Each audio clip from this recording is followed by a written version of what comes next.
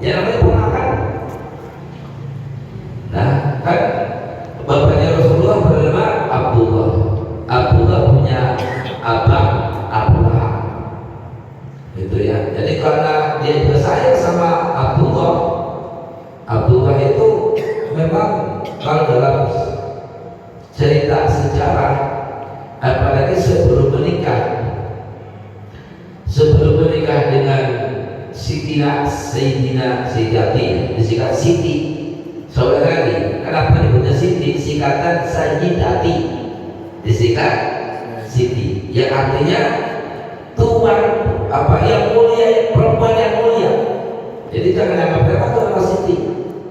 Siti itu dari orang Arab, dari Arab namanya Sayyidati, disingkat Siti.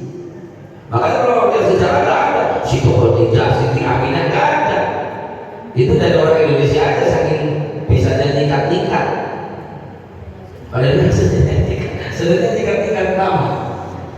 Ada sama biasa kur, apa kur. Orang enggak, manusia yang bersyukur. Tapi kalau sini kur, itu singkatan. Jadi Sayyidina Abdullah ketika belum menikah dengan Siti Aminah itu auranya ada. Nur Rasulullahnya dan Nur Muhammadnya ada. Karena Nur Muhammad ada, maka ulama dalam buku sejarah itu sampai Abdul Muthalib itu takut kalau nanti anaknya bernama Abdul itu diperkaus oleh perempuan. Jadi kalau jalan itu, kalau Sayyidina Abdullah itu jalan, itu perempuan pada ngikutin di belakang. Ada yang malu-malu kucing ini keluar, ada yang terang-terangan. Gantengnya luar biasa, auranya berasa. Setelah menikah dengan Siti Aminah dan hamil, nurnya jatuh pada Siti Aminah. Maka yang kelihatan auranya justru Siti Aminah. Siti Abdullahnya akan meninggal. Nah begitu juga ketika melahirkan Rasulullah, Siti Aminah udah hilang lagi tuh auranya. Yang tadinya wah perempuan pokoknya luar biasa ya. Begitu Rasulullah lahir, Siti Aminah auranya udah hilang. Ada pada jatuh pada Rasulullah. Itu punya paman namanya Abu Lahab. Nah, paman Nabi ini, tapi yang kafir. Dan itu sudah urusannya Allah. Sudah dihukum oleh Allah dengan surat penjaganya dan sudah dicatat ahli neraka, itu urusan Allah. Tapi mohon maaf, pada khusus untuk Abu Thalib, saya nggak berani mengatakan beliau. Saudara lagi, saya ngomong sekarang ini, kalau saya menuduh orang itu kafir, orang itu sebut kafir, ternyata dia muslim, saya dosa nggak? Dosa. Kekafiran kembali kepada diri saya. Tapi sebaliknya, itu orang sebetulnya kafir apa? Tapi saya kira dia muslim, dosa nggak? Enggak, dapat pahala, malah boleh jadi kita dapat hidayah. Maka saya mohon maaf, saya hanya mengatakan berani yang matinya sampai kafir hanya Abu Lahab. Abu Thalib insya Allah.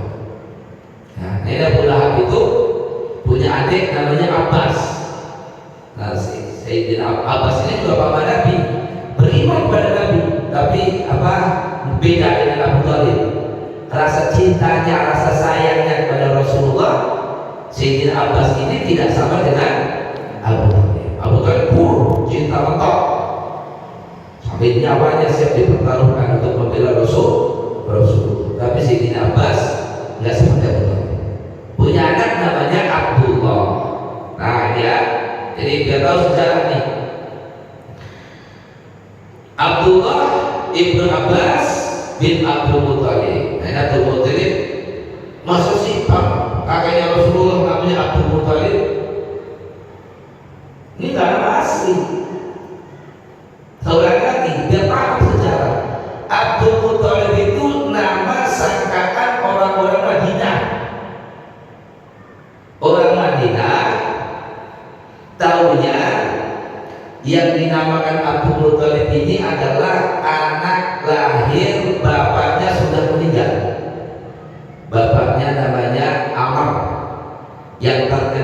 sebutan Hashim. Ini makanya orang Islam bukan sejarah. Orang Islam butuh paham sejarah supaya dikacau. Jadi Mbah Hashim ini nama aslinya bukan Hashim, nama aslinya Amr atau Amr. Kenapa muncul Hashim?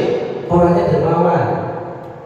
Jadi di Arab Saudi itu, di Mekah itu dulu ada makanan yang sangat istimewa, hanya dimakan oleh orang-orang kaya, pembesar-pembesar kota, suku Quraisy.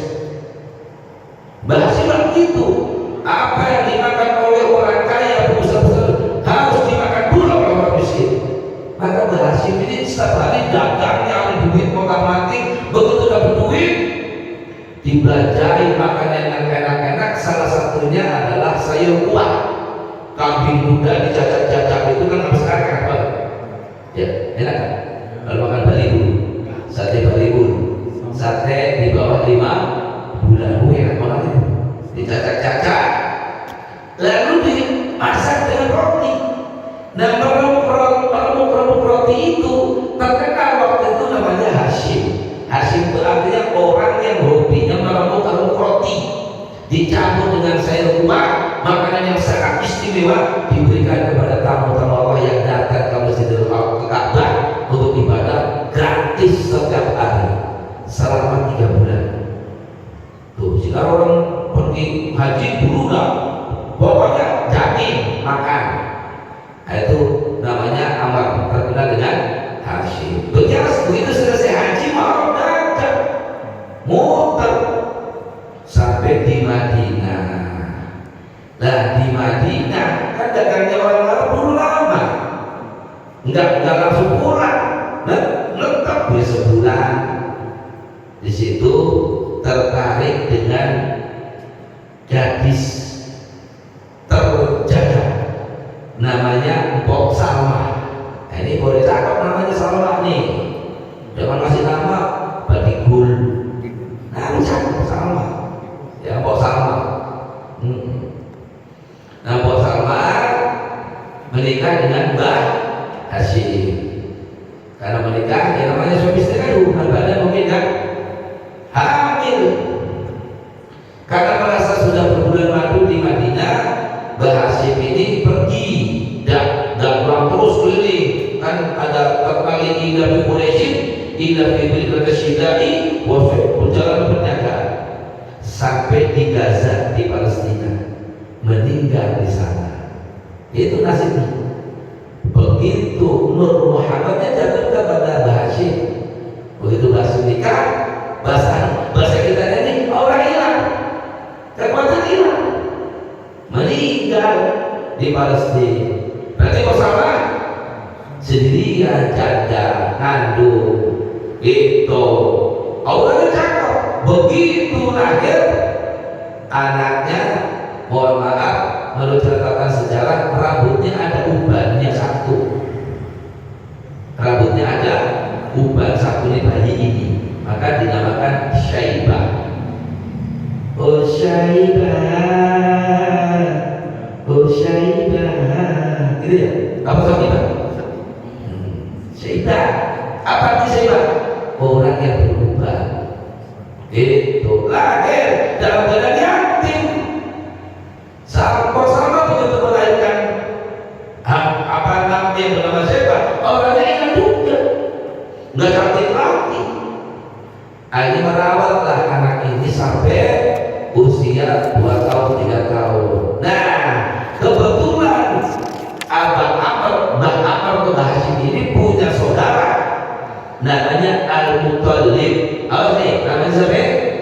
Al-Muttalib. Nah, selama ini begitu Mbah Hashim dengar meninggal, Al-Muttalib yang ngurusin Ka'bah. Tapi Al-Muttalib nggak sedermawan, nggak sewibawa Mbah Hashim. Cuma nggak ada lagi. Gimana? Mau diserahkan ke Abang Nofal?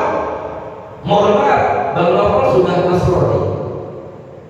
Gak boleh ngurusin Ka'bah orang Nasrani. Mau diserahkan ke Abdi Syams, mohon maaf, musyrik. Abdi Syams itu nanti keluarnya Muawiyah, Sufyan, keluarga ke situ tuh. Saudara dulu saudara. bingung. Nanti kalau saya mati siapa yang memegang Ka'bah? Nggak mungkin saya serahkan kepada adikku Nofal karena Nofal sudah Nasrani. Nggak mungkin saya serahkan kepada Misyam karena Misyam itu orangnya pelit, bakhil, serakah, dan keras, jahat.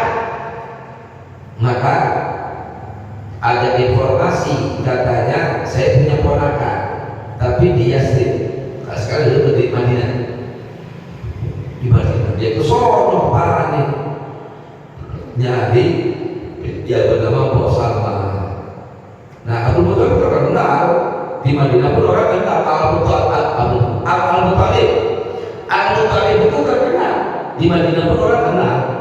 Al-Muthalib itu siapa? Datang ke Madinah dihubungi apa? Dihormati oleh masyarakat Madinah. Tiba-tiba jadi orang yang bernama Bos Salma. Bos Salma ketemu, dia kira nangis sekali, Allah lihat ponakan, ternyata ponakan juga udah hampir 7 tahun, 5 tahun lebih. Karena kangen, karena cinta dengan abangnya Hashim, akhirnya Syaikh ini dipangku, dirangkul, diajak naik kuda, diajak putar seluruh kota Madinah. Orang-orang Madinah udah tahu Al-Muthalib orang pembesar Quraisy. Sementara orang Madinah tahu dia Syaikh ini punya yatim. Nah, akhirnya orang-orang Madinah mengira Al-Muthalib itu membeli budak kok sama yang bernama Syaibah. Orang Madinah katakan, oh itu berarti sudah jadi budaknya Muthalib. Budaknya Muthalib, budaknya Muthalib, budak bahasa Arabnya Abdul Muthalib, budaknya Muthalib. Akhirnya menjadi nama terkenal Abdul Muthalib. Itu dugaan orang Madinah. Tak mungkin bahasa ngasih nama anak Abdul Muthalib hambanya Khalid, tak mungkin. Pasti hambanya Allah. Karena silsilah Rasulullah ke atas tetap orang-orang sujud. Tidak mungkin Rasulullah lahir dari orang-orang yang musyrik menyembah berhala tekong, nggak mungkin. Pasti menyembah Allah. Milah Ibrahim. Ya, karena ada juga si Mughal kalau milah Ibrahim ada. Bahwa doanya di Ka'bah ya Ka'bah memang itu Allah. Ini namanya Abdul Muthalib. Jadi Abdul Muthalib itu bukan nama. Ini bahasa orang biar para paham. Karena jarang baca sejarah. Kalau baca berjanji atau tiba kan diterjemahin. Padahal saya terjemahin dari tiba, dari al-berjanji. Ada juga buku sejarah lain yang saya baca. Karena ada tuh. Wa ba'du fa'qulu wa sayyiduna Muhammad bin Abdul Muttalib wa ismuhu Syaibatul Ham wa bidat hisaluhu as-saniyah ibn Hashim wa ismuhu Amr bin Abdi Manaf wa ismuhu al-Mughirah alladhi tabadat liqa'u li'uliya. Apa? Kalau Ustaz tahu apa? Ya, kalau belum jadi Ustaz apa? Kalau jadi Ustaz apa? Kebangetan. Yasin aja masih dacak dulu sore kan. Iya. Sampah banget. Belum sombong. Kalau kamu dihina kita mah belum dihina. Kalau bercanda, kalau kamu bercanda. Baik. Katanya, ini kata siapa? Kata Ibnu Abbas radhiyallahu anhu an Rasulillah, dari Rasulullah SAW bima, di dalam hal yang diriwayatkan an Rabbihi, dari Tuhannya. Jadi ini namanya hadis qudsi. Hadis qudsi itu lafadznya dari Rasul, tujuh substansi atau maknanya dari Allah. Beda dengan Quran. Kalau Quran lafaz wa makna min Allah, lafaz dan artinya dari Allah, lafaz dan maknanya dan substansinya dari Allah. Tapi kalau hadis itu ucapan dan maksud juga dari Rasulullah. Tapi kalau hadis qudsi lafaznya dari Rasulullah, tapi substansi itu maknanya dari Allah Subhanahu wa taala. Ini kata-katanya begini. Al-Rabbi tabaraka wa ta'ala qala, Rasulullah bersabda, innallaha kata Sesungguhnya Allah telah mencatat beberapa kebaikan atau kebaikan-kebaikan, wasayyiati dan keburukan-keburukan. Jadi Allah sudah menetapkan ini baik, ini buruk, mencatat si A dapat pahala, dapat kebaikan, si B dapat keburukan, itu bisa. Jadi Allah sudah menetapkan ini baik, ini buruk. Tsumma bayyana dzalika, lalu sudah dijelaskan baik itu apa, buruk itu apa, dijelaskan. Maka kata Rasulullah, faman hamma, siapa orang, atau bahasa pesantren itu faman, maka barang siapa. Kalau di pesantren itu bahasanya begitu, faman maka barang siapa. Kadang-kadang yang lain yang bahasa berbuat. Nah, maka diganti sekarang bahasanya faman maka siapa orang, bukan barang siapa, sama maksudnya. Siapa orang hama yang berkeinginan atau punya keinginan bihasanati, dengan satu kebaikan. Misalnya kita pengen, ya Allah kapan ya gue ngasih anak yatim, apa gue punya duit, pengen banget anak yatim. Jadi kau usah pakai nada, jangan nada. Nada itu tanda-tanda orang bakhil. Jangan suka nada. Saya nada Ustaz, nanti kalau saya sehat misalnya saya mau sedekah. Oh berarti kalau sehat mau sedekah. Saya nada Ustaz, nanti kalau anak saya bisa masuk Universitas Indonesia saya akan jariah. Berarti kalau nggak masuk UI, nggak jariah. Nah, apa beda?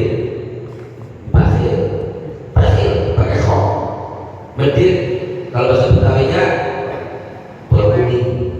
berkuning, korek, ya kan? Ya, baca sini ya.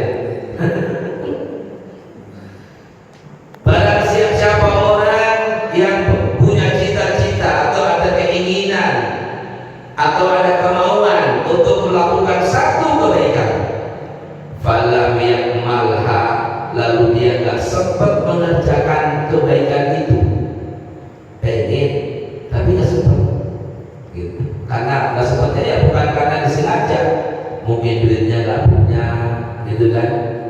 Mungkin waktunya nggak ada, mungkin tenaganya nggak ada, atau sebelum mengerjakan kebaikan udah tinggal.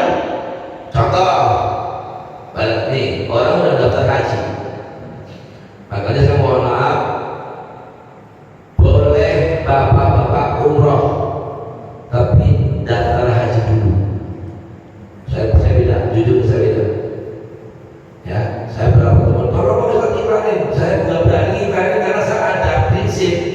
Kalau saya kalian ayo umroh ikut bergabung bersama saya, syaratnya daftar haji dulu. Itu. Nah, kalau umroh 1000 kali, tapi belum daftar haji, hajinya tetap wajib, nggak gugur. Tapi begitu kita daftar haji, otomatis haji umroh terlaksana. Ya, daftar haji dulu, udah daftar haji, bayar sekarang 40 juta. Kemarin masih 25 juta, masih mending. Makanya saya berharap kepada teman-teman saya yang menikah, begitu nikah nanti amplopnya,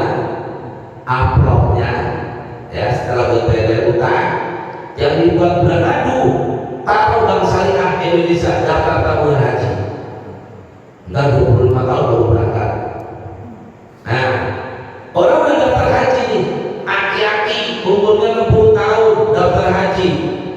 Karena dia mungkin percaya sama saya, daftar di haji. Begitu sudah daftar haji, ada rezeki. Nah, baru saya daftar umroh. Ayo umroh, karena sudah daftar haji, sudah nabung haji, daftar haji, sudah ketahuan berangkatnya berapa? Tahun 40.000 misalnya, 40.000 misalnya. Kan secara logika nggak mungkin kan? Ada rezeki, umroh. Andai kata misalnya setelah pulang umroh, haji masih 10 tahun lagi, ternyata Allah panggil ke rahmatullah. Berarti dia udah lihat haji belum? Udah kan? Maka itu contoh, orang sudah niat haji, orang sudah niat baik,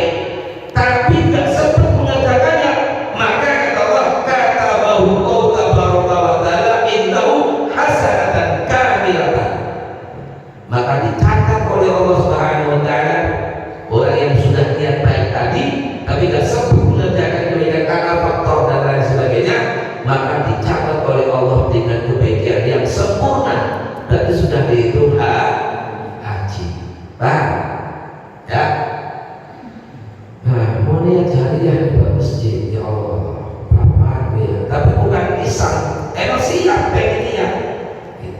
Tapi belum sempat, duitnya nggak punya, tapi dia begitu punya duit bukan langsung. Tapi kalau orang biasanya dia punya duit kadang-kadang jadi beda. Makanya tadi saya bikin 100 tuh, saya bikin tadi bikin 100, banyak ke 100 ya? Enggak. Nah kan? Baca. Dahu ma'allahu bisokat waksia. Oh berarti penyakitmu dengan bersedekah. Karena saya dulu waktu di pesantren ada kiai saya itu, orang datang ke Pak Kiai, ya saya mau operasi, penyakitnya begini, difonis oleh dokter begini, operasi baru, insya Allah ada harapan sembuh. Berapa biaya operasinya? Waktu tahun 85an kan masih mahal dulu ya, kurang lebih 10 juta ya. Terus kata dokter gimana? Menurut ilmu kedokteran, dengan operasi pasti sembuh nggak? Menurut kedokteran loh, bukan menurut Allah ya, hanya ilmu medis. Menurut ilmu kedokteran, kalau kamu operasi 100% pasti sembuh kan? 50-50 ya, hati bisa sembuh, bisa oke. Nah, akhirnya kata beliau begini deh, kalau kamu percaya sama saya, Rasulullah bisa mengobati penyakitmu dengan bersedekah. Jadi mendingan duit dia buat operasi itu, kalau memang kata dokter bisa sembuh, bisa enggak. Kecuali kalau dokter bilang berdasarkan medis pasti bisa sembuh, berdasarkan medis terlepas dari takdir Allah, maka kamu operasi. Tapi kalau kata dokter bisa sembuh, bisa enggak, kamu juga percaya saya dia sembuh, bisa enggak. Uang yang buat operasi itu jangan dikurangi sedikit pun, jangan dikurangi. Kalau kata dokter 10 juta, 10 juta kamu sedekahin kepada fakir miskin yang ada di sekitar kamu, terserah apa sama, bisa sembuh bisa enggak. Tapi kalau kata Buya, kalau penyakitmu sembuh kamu untung dua, satu dapat pahala bersedekah kepada fakir miskin, dua penyakit kamu sembuh. Tapi kalau kamu nggak sembuh, dapat pahala sedekah kepada fakir miskin, ganjarannya luar biasa. Tapi kalau operasi, kalau sembuh untung satu, kalau nggak sembuh, hanya minta konsultasi. Jadi dulu itu tuh sama kiai pertanyaan, karena kiainya lurus, kiainya mukhlis, kiainya ikhlas, nggak pamrih. Ya, dulu kalau sekarang kan kiai, sekarang kan yang penting gelarnya kiai, asal punya bini 2 juga udah kiai. Kalau udah punya ilmu, lu jadi banyak kalau suai banget.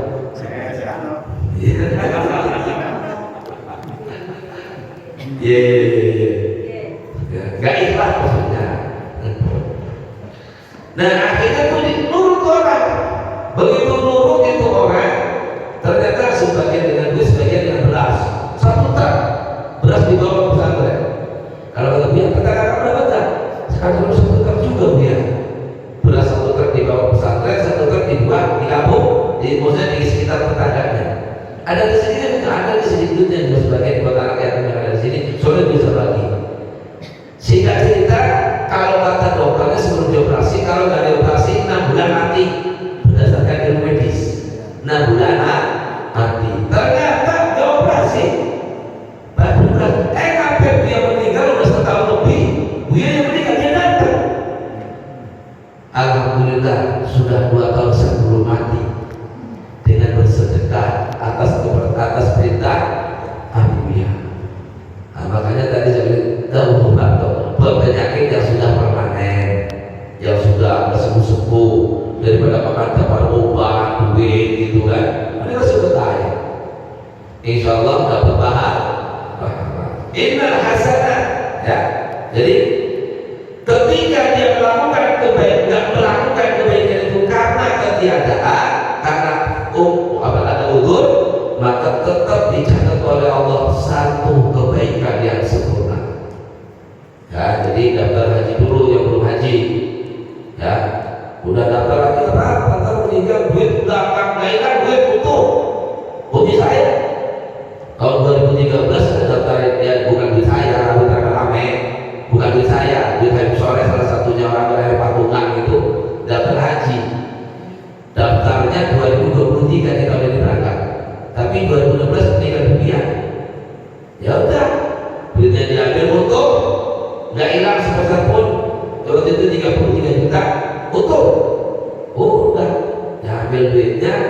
batalin haji.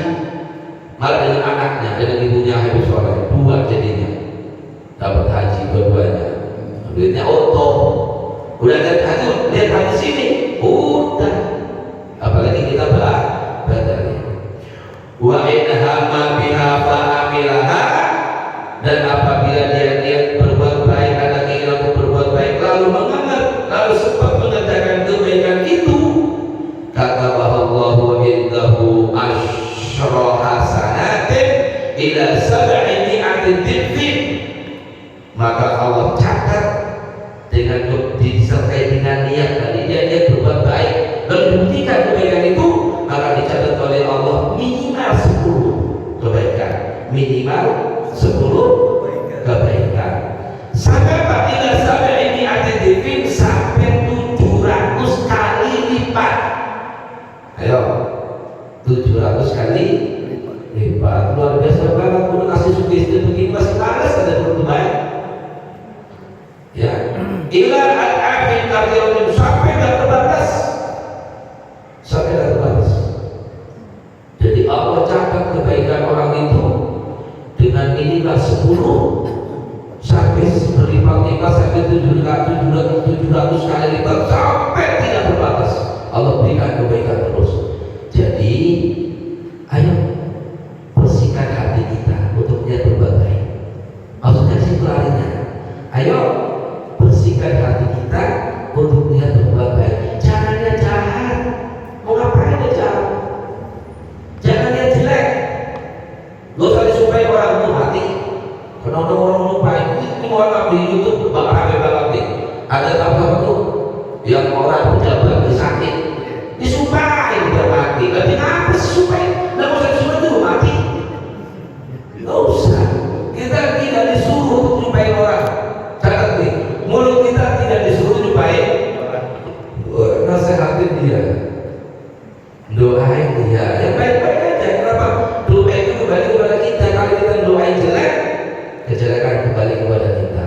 Kalau kita doain baik, kebaikan itu kembali kepada kita. Suatu saat katakan apa kita juga tahu. Man amila sholihan fali nafsi, tapi berbunyi satu. Sudah seperti itu sebenarnya. Man amila sholihan fali nafsi, wa man asa'a fa'alaiha, wa ma rabbuka bidzallamin lil 'abid. Siapa yang berbuat kebaikan, kebaikan itu untuk dirinya. Siapa yang berbuat jahat, kejahatan itu kembali kepada dirinya. Sekali-kali Tuhanmu tidak akan pernah berlaku zalim kepada hamba-hambanya.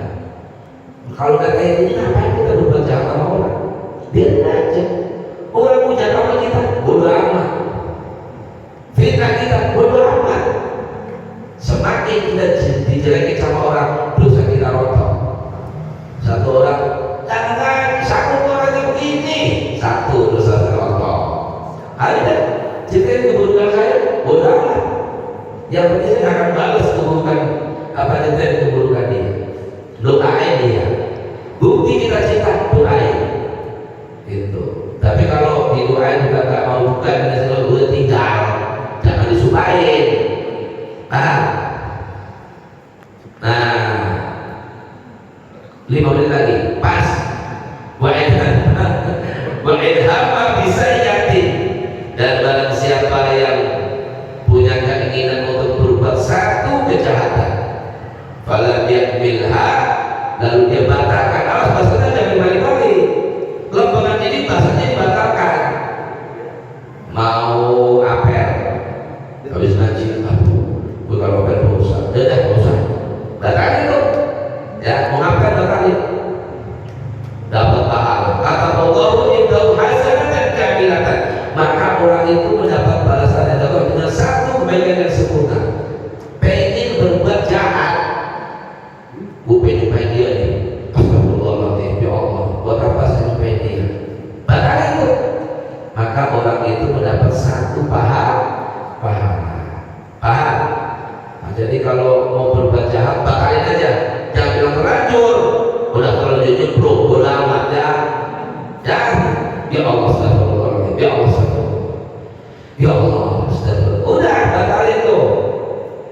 Wa'in hamma biha fa'amilaha, dan apabila dia pengen berbuat jahat, lalu dia kerjakan kejahatan